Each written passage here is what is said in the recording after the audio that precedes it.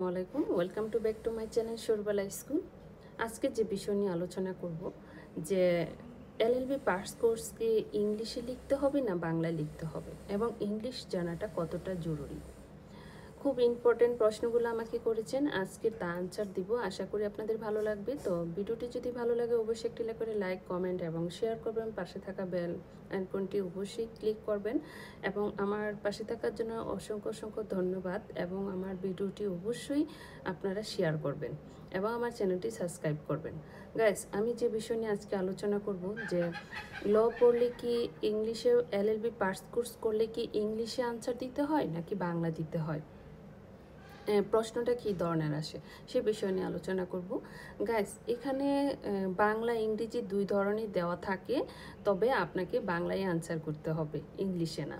হ্যাঁ, এটা ভয়ের কোনো কিছুই কারণ নেই। আপনারা অবশ্যই বাংলায় আনসার করবেন এবং বাংলায় সম্পূর্ণ ডিটেলস বইগুলো বাংলায় দেওয়া আছে। তবে সেক্ষেত্রে আমি যে বিষয়গুলো বলবো যে ইংলিশ জানাটা কতটা জরুরি। আপনি একজন ভারের আইনজীবী হবেন, ইংলিশ জানাটা আপনাকে জানতেই হবে ওরকম কিছু না। কিন্তু আপনি যখন ভালো একজন আইনজীবী হবেন, একজন জজের সামনে মুখ করবেন, তো জজ কিন্তু মাঝে মধ্যে অনেক সময় প্রায়ই কোর্টে ইংলিশে কথা বলে থাকে, তাহলে অবশ্যই তো আপনাকে ইংলিশে কিছু স্পোকেন আপনাকেও জানতে হবে। এবং আপনি যদি একজন ভালো আইনজীবী হতে চান, আপনি যখন ভারের সার্টিফিকেট নেওয়ার পর, একটা সনদ নেওয়ার পর কোর্টে মুখ করার একটা যোগ্যতা অর্জন করবেন, তখন জজের সামনে যখন আপনি যাবেন, তখন অবশ্যই কিন্তু আপনি ইংলিশে আমরা যে স্পোকেনটা এটা জানাটা খুবই জরুরি।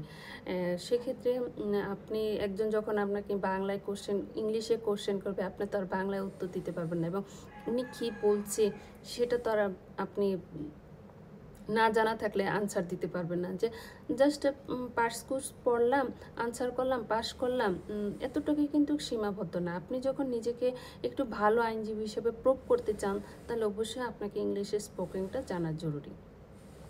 আর এই জন্যই জরুরি কারণ কিছু কিছু সময় জজ কিন্তু আপনার ইংলিশে রায় দিয়ে থাকেন। আপনি যদি ইংলিশের সম্বন্ধে একটু ধারণাই নাই থাকে, তাহলে আপনি বুঝবেন কী করে? তো ওই স্টেপটা কিন্তু আপনার পরবর্তী আসছে, এখন ভয়ের কিছু কারণ নেই।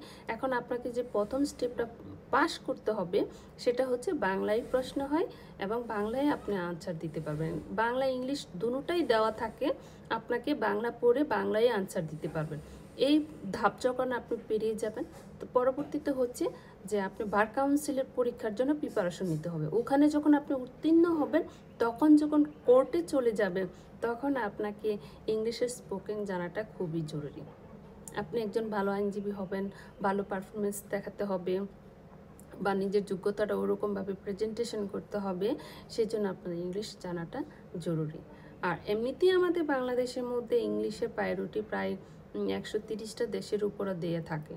আর ইংলিশ জানাটা শুধু যে আপনি একজন লয়ার আপনাকে ইংলিশ জানতে হবে সেটা না, একজন নাগরিক হিসেবে ইংলিশ জানাটা, যেহেতু আপনি একজন গ্র্যাজুয়েশন কমপ্লিট একজন নাগরিক, ইংলিশ জানাটা ততটাই জরুরি।